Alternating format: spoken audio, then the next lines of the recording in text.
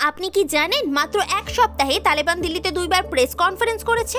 আর অবাক করার বিষয়, ভারত নাকি এখন তালেবানদের সাথে স্ট্র্যাটেজিক কমিউনিকেশন রাখছে।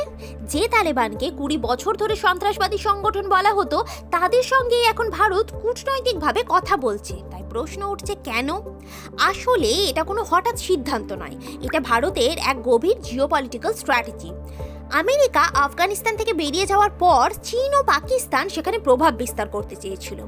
ভারত সেটা ঠেকাতে চায়, তালেবানদের সঙ্গে যোগাযোগ রেখে নিজের স্ট্র্যাটেজিক পজিশন শক্ত করছে। তালেবানও এখন ভারতের সাহায্যে আগ্রহী, বাণিজ্য পুনর্গঠন আর বৈদেশিক স্বীকৃতির জন্য। অর্থাৎ এটা কোনো বন্ধুত্ব নয়, এটা এক ধরনের কূটনৈতিক দাবা খেলা, যেখানে ভারত তার গুটি সাজাচ্ছে। কিন্তু প্রশ্ন হলো, যে তালেবান একসময় ভারতের নিরাপত্তার জন্য হুমকি ছিল, আজ তাদের সাথে সম্পর্ক রাখা এই সিদ্ধান্ত কি বাস্তববাদী না বিপজ্জনক?